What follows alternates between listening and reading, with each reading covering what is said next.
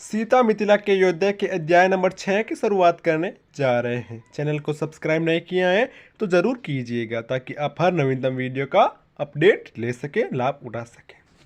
कौशिक, ये अच्छा विचार नहीं है, दिवोदास ने कहा। भरोसा करो मेरे भाई। कौशिक और दिवोदास अपने गुरुकुल के बाहर कावेरी नदी के किनारे पर बड़े से लट्टे पर बैठे थे। उम्र के 30 दशक में पहुंचे दोनों दोस्त सप्तऋषि उत्तराधिकारी महर्षि कश्यप के गुरुकुल में शिक्षक थे। बचपन में कौशिक और दिवोदास एक ही गुरुकुल में पढ़ते थे। स्नातक के बाद उनके रास्ते अलग हो गए। दिवोदास ने एक गुणी शिक्षक की ख्याति अर्जित की और कौशिक ने शाही क्षत्रिय के रूप में नाम कमाया। 2 दशक बाद दोनों एक साथ एक नामी संस्थान में मिले, इस बार शिक्षक के रूप में। बचपन की उनकी दोस्ती फिर से जीवित हो उठी। दरअसल वो दोनों एक दूसरे के भाई सम्मान थे। निजी रूप से वो अभी भी एक दूसरे को अपने छात्र दिनों के गुरुकुल नाम से ही बुलाते थे। ये अच्छा विचार क्यों नहीं है दिवोदास? कौशिक ने पूछा। उनका भारी शरीर उत्तेजना से कुछ आगे झुका। वो वानरों के खिलाफ पक्षपाती हैं। हमें भारत के भले के लिए इस कुरीति के खिलाफ आवाज़ उठानी ही होगी। दिवोदास ने इनकार में अपना सिर हिला दिया, लेकिन उन्हें एहसास था कि आगे की बातें तर्कहीन ही होगी। वो कौशिक के जिद्दी स्वभाव को बदलने की पहले से भी काफ़ी कोशिशें कर चुके थे। यह दीवार में सिर पटकने समान था, सही विचार नहीं था। उन्होंने अपने पास रखा मिट्टी का प्याला उठाया। उसमें दूध जैसा झागदार द्रव्य था। अपनी नाक पकड़कर उन्होंने घूंट मारी। छी! कौशिक अपने दोस्त की पीठ पर हाथ मारते हुए खिलखिलाकर हंस दिए। इतने सालों बाद भी इसका स्वाद घोड़े के मूत्र समान ही है। दिवोदास ने हाथ के पीछे की तरफ से अपना मुंह साफ किया और मुस्कुरा दिए। तुम्हें कोई नई बात कहनी चाहिए थी। और वैसे तुम्हें कैसे पता कि इसका स्वाद घोड़े के मूत्र जैसा है? क्या तुमने कभी घोड़े का मूत्र पिया है? कौशिक ने जोर से हंसते हुए अपने दोस्त का कंधा पकड़ा लिया। मैंने कई बार सोमरस पिया है और मैं बता सकता हूँ कि इसका स्वाद घोड़े के मूत्र से बुरा होता है। दिवोदास ने खुलकर मुस्कुराते हुए अपना हाथ दोस्त के कंधे पर रख दिया।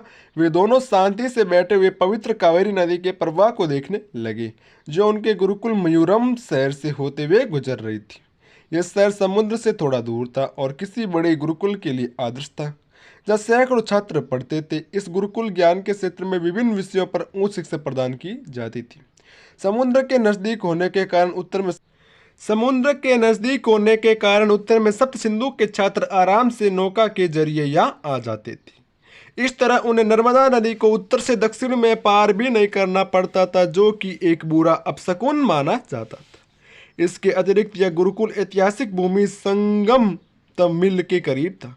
संगम तमिल पश्चिमी भारत की द्वारका के साथ पानी में समा गई थी, वैदिक संस्कृति की 2 पेड़तक भूमियों में से एक। ये सब चीजें छात्रों के लिए इस जगह के महत्व को और बढ़ा देती थी। दिवोदास ने अपने कंधे सीधे किए, मानो कोई विसंकल्प कर लिया हो।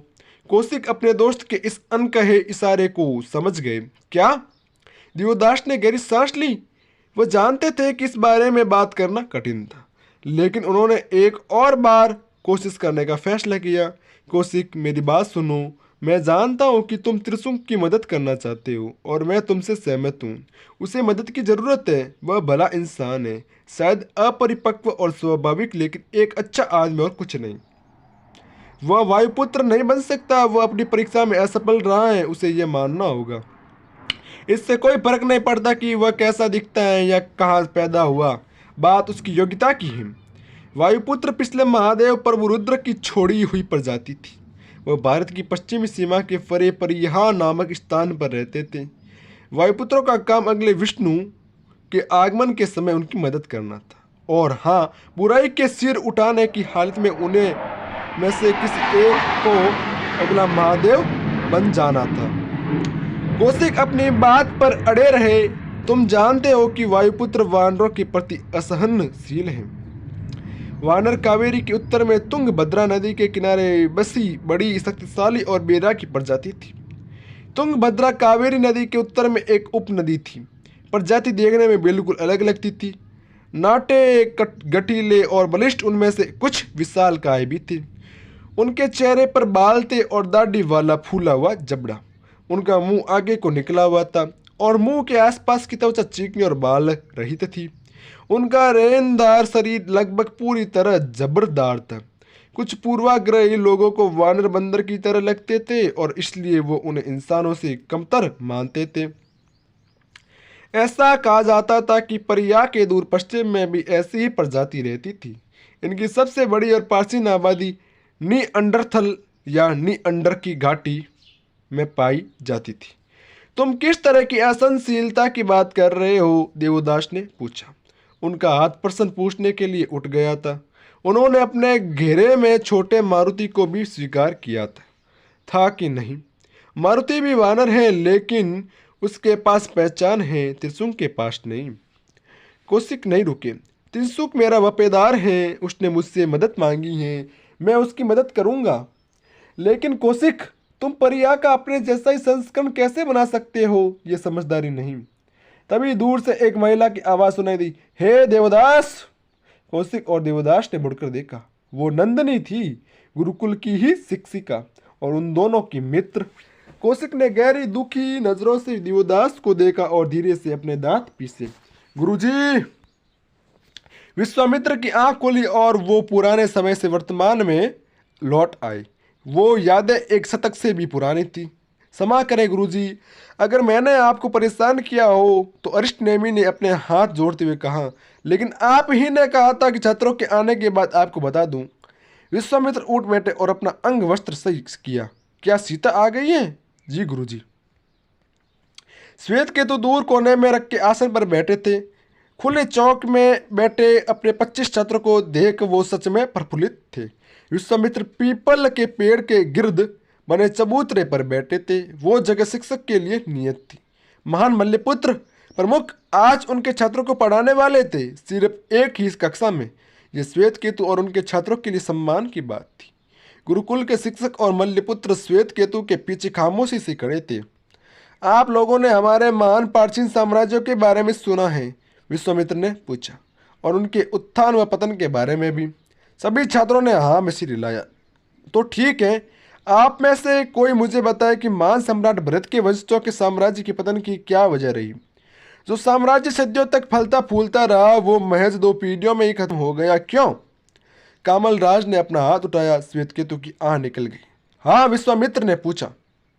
गुरुजी, कामल ने जवाब दिया, उन पर विदेशियों ने हमले किए और उसी समय वे अंदरूनी विद्रोहियों से भी जूझ रहे थे। वो उन कंचों की तरह थे जिनसे हम खेलते थे। हर कोई एक दूसरे को बार बार मार रहा था, तो ऐसे में साम्राज्य कहाँ बच पाता? इतना कहकर कामल बेवकूफ़ों की तरह हंसने लगा, जैसे उसने मानव इतिहास का सबसे मज़ेदार उपास किया हो। बाकी सब लोग खामोश रहे। पीछे के कुछ छात्रों ने शर्मिंदगी से अपने सिर नीचे कर लिए। विश्वामित्र ने रूखे भाव से कामल को घूरा। इसी भाव से उन्होंने श्वेत केतु को देखा। ऐसा पहली बार नहीं था कि श्वेत केतु के मन में इस लड़के को घर वापस भेजने की इच्छा सिर उठा रही थी। वो सच में अजीब और अनियंत्रित बालक था। विश्वामित्र ने कामल को जवाब देना भी जरूरी नहीं समझा और फिर से अपना सवाल दोहराया, इस बार सीधे सीता को देखते हुए। लेकिन मिथिला की राजकुमारी ने जवाब नहीं दिया। भूमि, आप जवाब क्यों नहीं देती? विश्वामित्र ने उनका गुरुकुल वाला नाम लेते हुए पूछा। क्योंकि मैं सुनिश्चित नहीं हूँ गुरुजी। विश्वामित्र ने पहली पंक्ति की तरफ इशारा करते हुए कहा, या आओ बच्चे। पिछली बार मिथिला से आने के बाद सीता अकेले रहने पर ही जोर देती थी। वो अक्सर कक्षा में पीछे बैठती। उनकी दोस्त रोधिका ने उनकी पीठ थपथपाते हुए उन्हें आगे जाने के लिए प्रोत्साहित किया।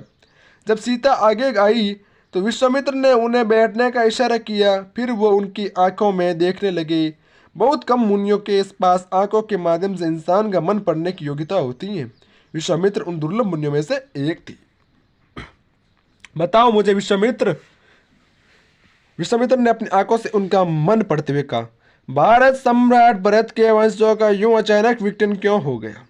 सीता बहुत असहज महसूस कर रही थी। उनका मन वहां से उठकर भाग जाने का कर रहा था, लेकिन वो जानती थी कि वो ऐसे महर्षि का अपमान नहीं कर सकती थी। तो उन्होंने जवाब देने का निर्णय किया। भारत की बहुत बड़ी सेना थी, वो आराम से अनेक युद्ध लड़ सकते थे, लेकिन उनके योद्धा वो बेकार थे। विश्वामित्र ने सीता के विचारों को पूरा करते हुए कहा, और वो बेकार क्यों थे? उनके पास धन की कोई कमी नहीं थी, न प्रशिक्षण की, न उपकरणों की और न ही हथियारों की। सीता ने कभी समीची से सुनी हुई बात दोहरा दी। बात हथियारों की नहीं है बल्कि उनके इस्तेमाल की है। विश्वामित्र अनुमोदन में मुस्कुराए। और उनके युद्ध हथियारों के उपयोग में असमर्थ क्यों थे? ये मत बोलो कि उनके हथियार उनके दुश्मन के हथियारों से ज्यादा अत्याधुनिक थे। सीता ने इस बारे में नहीं सोचा, वो खामोश रही। पतन के समय के भारत समाज का वर्णन करो, विश्वामित्र ने कहा। सीता इसका जवाब जानती थी। वो शांतिपूर्ण समाज था, उदारवादी और विनम्र समाज। कला, संस्कृति, संगीत, स्वाद, वाद विवाद के लिए वो समाज जन्नत था। वो न सिर्फ अहिंसा का पालन करते थे बल्कि उसे पूजते थे। मौखिक और शारीरिक रूप से वो एक आदर्श समाज था, स्वर्ग की तरफ। सत्य है, लेकिन कोई था जिसके लिए वो समाज जहन्नुम था। सीता ने कुछ नहीं कहा, लेकिन उनके मन में सवाल उठ रहा था। कौन? विश्वामित्र ने उनका मन यूं ही पढ़ लिया मानो उन्होंने जोर से अपना सवाल पूछा हो। उन्होंने जवाब दिया, योद्धा। योद्धा। योद्धाओं की मुख्य विशेषता क्या होती है? उन्हें क्या चीज प्रेरित करती है? क्या शक्ति उन्हें संचालित करती है? हाँ, बहुत से लोग होते हैं जो गर्व के लिए, अपने देश के लिए और कानून के लिए लड़ते हैं, लेकिन इसी तरह वो भी लोग होते हैं जो हत्या के लिए सामाजिक अनुमति चाहते हैं। अगर उन्हें ऐसा माहौल नहीं मिले तो ऐसे लोग आसानी से अपराध की तरफ मुड़ जाते हैं। बहुत से महान योद्धा जिन्हें मानवता पूजती है, सामाजिक पतित के रूप में याद किए जाने से नाम मात्र कोई बच पाते हैं। क्या चीज उन्हें अपराधी होने से बचाकर सिपाही बना देती है? जवाब है योद्धाओं की संहिता, हत्या करने की सही वजह। बच्चे के लिए यथार्थता के सामने समर्पण करती हुई कड़वी सच्चाई को स्वीकार करना मुश्किल होता है। आखिरकार सीता महज 13 साल की हो तो थी। योद्धा प्रशंसा और नायक की तरह पूजे जाने के भूखे होते हैं, लेकिन इनके बिना युद्ध की भावना और युद्ध की संहिता दम तोड़ देती है। दुखद रूप से भारत समाज में अपने सिपाहियों को तिरस्कृत करके उनके काम को हे नजरों से देखा जाने लगा। सेना की हर गतिविधि की जोरदार ढंग से निंदा की जाती। हिंसा का कोई भी रूप, यहाँ तक कि धार्मिक हिंसा का भी विरोध किया गया। युद्ध भावना को किसी शैतानी शक्ति के रूप में देखकर उसे भी नियंत्रित किया गया। ये यही नहीं रुका, अभिव्यक्ति की स्वतंत्रता को भी सीमित किया गया, जिससे मौखिक हिंसा पर भी लगाम लग सके। असहमतियों को हतोत्साहित किया गया। भारत साम्राज्य के वासियों को लगा कि इसी तरह पृथ्वी पर स्वर्ग बनाया जा सकता था, ताकतवर को कमजोर करके और कमजोर को ताकतवर बनाकर। विश्वामित्र की आवाज बहुत धीमी हो गई थी, मानो वो सीता से ही बोल रहे हो। पूरी सभा को गहन ध्यान लगाकर उनकी बात सुननी पड़ रही थी। सार रूप से भारत साम्राज्य के वासियों ने अपने क्षत्रिय वर्ग को जबरदस्त रूप से प्रतिबंधित किया। पुरुषत्व को प्रभावहीन किया गया। प्राचीन काल के अहिंसा और प्रेम के उपदेश देने वाले महामुनियों को खूब सम्मान दिया गया और उनके उपदेशों का प्रचार किया गया। लेकिन जब विदेशी भूमि से कट्टर हमलावर आने लगे तो भारत के ये अहिंसा प्रिय स्त्री पुरुष उनके युद्ध का जवाब देने में सक्षम नहीं रह पाए। ये सभ्य लोग विदेशी से आए बराबर योद्धाओं के लिए कमजोर कड़ी बनकर रह गए। व्यंग्य से हंसते हुए विश्वामित्र ने अपनी बात आगे बताई। अनपेक्षित ढंग से भारत समाज के लोगों के प्रेम संदेशों का ऋण लोमन मल्लेच्छ योद्धाओं के लिए कोई महत्व नहीं था। उनके प्यार का जवाब नरसंहार से दिया गया। वो गंवारू लोग थे जो अपना साम्राज्य बनाने में असमर्थ थे, लेकिन उन्होंने भारत की शक्ति और प्रतिष्ठा को तहस नहस कर दिया। आंतरिक विरोधों ने इस आग में घी का काम किया। गुरुजी, आप कह रहे हैं कि विदेशों हैवानों से लड़ने के लिए हमें हमारे हैवानों की ज़रूरत होती है? नहीं, मैं बस यह कह रहा हूँ कि समाज को किसी भी चीज़ की अति से बचाना चाहिए। इसे हमेशा प्रतिस्पर्धी आदर्शों में संतुलित बिठाने का प्रयास करना चाहिए। समाज से अपराधियों को हटाया जाना चाहिए और अर्थहीन हिंसा पर रोक लगानी चाहिए, लेकिन योद्धा की भावना को हतोत्साहित नहीं करना चाहिए। ऐसा समाज मत बनाओ जो पुरुषत्व को नीचा दिखाए। किसी भी चीज़ की अति जीवन में असंतुलन लाती है। आप नहीं जानते कि कब बदलाव की हवा चल जाए, कब हमारे समाज को बचाने के लिए हिंसा की जरूरत आन पड़े या अपना अस्तित्व बचाने के लिए ही। वहाँ गहन सन्नाटा था। अब समय आ गया था। विश्वामित्र ने वो सवाल पूछा जिससे वो संवाद को आगे बढ़ाना चाहते थे। क्या सप्त सिंधु के आत्मसंपन्न और रावण को यूं उन्हें हरा देने में कोई अतिवाद था? सीता ने सावधानी से सवाल को सोचा। हाँ, वैपरीक वर्ग के प्रति नफरत और बेचैनी। बिल्कुल सही। अतीत में योद्धाओं में कुछ शैतान होने की वजह से भारत साम्राज्य के वासियों ने समग्र क्षत्रिय जीवन शैली पर प्रहार किया। वो तर्कहीन रूप से अहिंसक बन गए। ऐसे भी समाज हुए जिन्होंने ब्राह्मण जीवन शैली पर प्रहार किया और गर्व से गैर बौद्धिक बन गए, क्योंकि उनके कुछ ब्राह्मण तंग दिमाग, अचिष्ट वर्गवादी और एकांतवादी थे। और हर हमारे समय में सप्त सिंधु ने खुद व्यापार को तुच्छ दिखाया, क्योंकि उनके कुछ व्यापारी स्वार्थी, आडंबरपूर्ण और धन हड़पने वाले हो गए थे। हमने धीरे धीरे व्यापार को अपने हाथों से जाने दिया और अपने समाज के बुरे पूंजीपतियों को सौंप दिया। कुबेर और फिर रावण ने धीरे धीरे पैसा इकट्ठा किया और स्वाभाविक रूप से आर्थिक शक्ति उनके पास चली गई। कर्तव्य का युद्ध तो बस औपचारिकता थी। उसे लंबे ऐतिहासिक प्रचलन पर मुहर लगाने के लिए एक समाज को हमेशा संतुलन का लक्ष्य रखना चाहिए। इसमें बौद्धिक योद्धाओं, व्यापारियों, कलाकारों और हस्तकारीगरों सभी की जरूरत होती है। अगर ये एक समूह को ज़्यादा सक्षम बनाए और दूसरे को कम, तो इससे कोलाहल ही बढ़ना होता है। सीता को अपने पिता की धर्मसभा में सुनी कोई बात याद आई। मैं सिर्फ एक ही वाद में यकीन करती हूँ, और वो है यथार्थवाद। वे चार्वाक दार्शनिक ने कहा था, क्या तुम चार्वाक दर्शन को मानते हो? विश्वामित्र ने पूछा। चार्वाक दर्शन का नाम इसके प्राचीन संस्थापक और अनिश्वरवादी के नाम पर रखा गया, जो यथार्थवाद में यकीन रखते थे। वह पवित्र गंगा के स्रोत गंगोत्री के समीप रहते थे। चार्वाक सिर्फ भौतिक अनुभवों से महसूस की जाने वाली चीज़ों पर यकीन करते थे। उनके अनुसार न कोई आत्मा है, न ही कोई परमात्मा है। यह शरीर ही एकमात्र सच्चाई है, जो तत्वों का मिश्रण है, जो मरणोपरांत वापस तत्वों में विलीन हो जाएगा। वे वर्तमान में जीते हुए अपने जीवन का आनंद लेते थे। उनके प्रशंसक उन्हें उदारवादी, व्यक्तिवादी और गैर आलोचनात्मक के रूप में देखते थे। दूसरे हाथ पर उनके आलोचक उन्हें अधर्मी, स्वार्थी और गैर जिम्मेदार मानते थे। नहीं गुरुजी, मैं चार्वाक को नहीं मानती। अगर मैं यथार्थवादी हूँ तो मुझे दर्शन के हर रूप को मानने के लिए तैयार रहना चाहिए और उनके उस भाग को स्वीकार करना चाहिए जिनका मेरे लिए कुछ मतलब हो, और जो बेमतलब हो उन्हें नकार देना चाहिए। मुझे ऐसे किसी भी दर्शन से ज्ञान लेना चाहिए जो मेरे कर्मों को संपूर्ण करता हूँ। विश्वामित्र मुस्कुराए। होशियार अपनी उम्र के हिसाब से बहुत होशियार। इसी के साथ अध्याय समाप्त होता है।